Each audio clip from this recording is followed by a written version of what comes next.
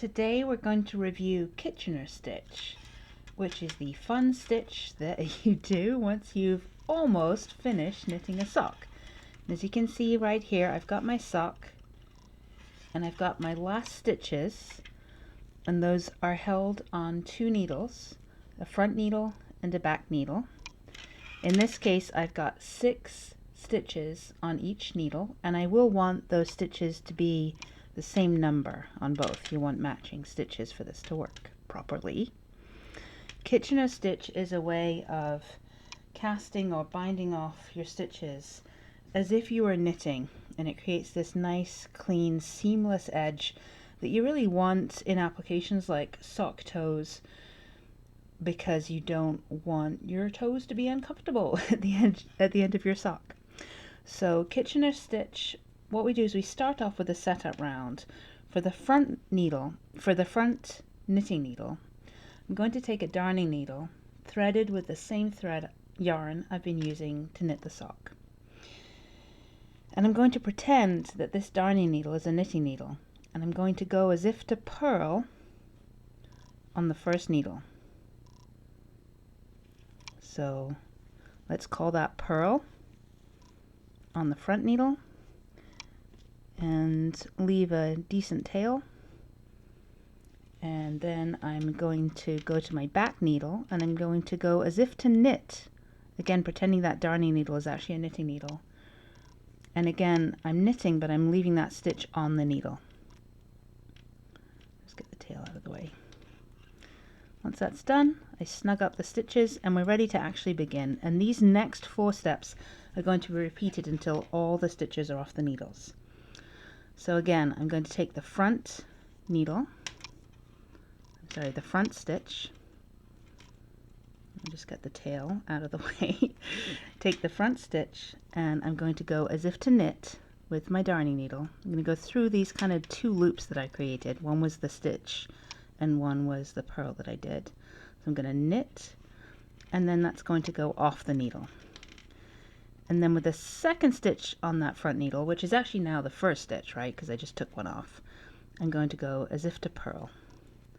And I'm going to leave that on the needle. Then with the back, all the while snugging up as carefully as you can to try to match the tension to how your knitting was. So the back, I'm going to go as if to purl with the darning needle. I'm going to pull the yarn through, and then I'm going to slide that stitch off. And then with the second stitch on that back needle, which again now has become the first, I'm going to make as if to knit. With the darning needle, I'm going to leave that stitch on. Again, I snug up the stitches and move so we can start this over again. Now, one thing I want to point out is that throughout, my working darning needle yarn should stay in the middle of my 2 needles. It's pretty easy to end up wrapping it around, and it'll work, but it makes for a messier bind off. So you want to try to keep in mind that you want your working yarn that is through the darning needle in the middle of those needles. So again, let's start again. So with the front, we're going to knit and take that stitch off. And then again, keeping the yarn in the middle, that second stitch on the front, I'm going to purl, but I'm going to leave it on the needle. With the back stitch, I'm going to make as if to purl with the darning needle.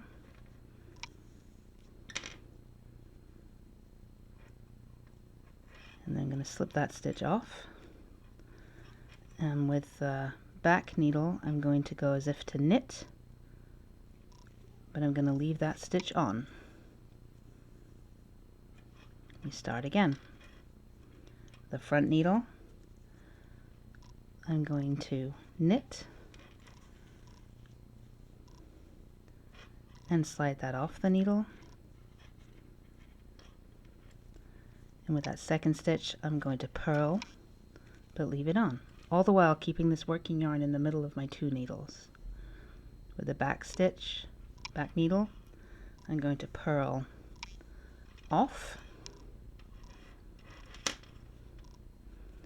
And with a new first stitch on the back needle, I'm going to knit but leave it on.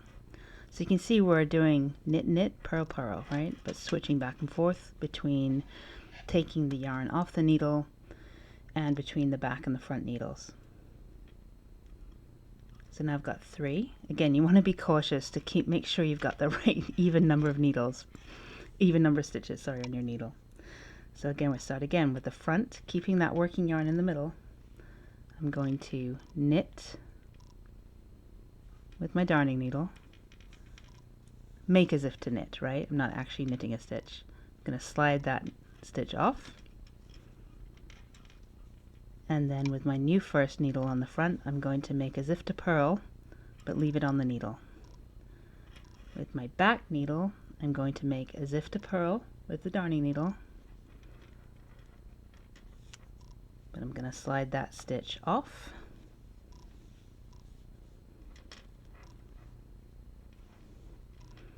And on the back again, I'm going to go as if to knit, but leave that stitch on the back needle. Again, we're back at the beginning. We have 2 stitches on each needle, so we start again. Keeping the working yarn in the middle, I'm going to go as if to knit with the front stitch, front needle, slide it off, and with my next stitch on the front needle, which is now the only stitch left in this scenario, right where I had 6 on each needle, I'm going to go as if to purl, leave that on the needle. On the back, I'm going to go as if to purl, and I'm going to be cautious here because I don't want to go through the stitch. You want to make sure your darning needle is pretty blunt so that you don't end up spearing your yarn just going through this stitch. So I'm going as if to purl, I slide that off, and then the back stitch I move as if to knit, but again leave it on. Back at the beginning again, which is generally where I snug up the yarn. Make sure everything looks okay. And our last stitches, just repeat those first 2. I'm going to go as if to knit on the front needle and slide that off, and as if to purl on the back needle and slide that off. When I'm done, put the needles aside. You can see this is the end of my working yarn. This is my darning needle yarn. And I will cautiously plug that through the knitting, through the toe, and sew it up nicely. But we end up with a nice finish to the toe. And if we look at it from inside, you can see there's no ridge or anything. So our delicate toes will be quite comfortable with this lovely Kitchener stitch finish at the end of the sock. And that's the goal. So that was Kitchener stitch. Enjoy your socks, everyone.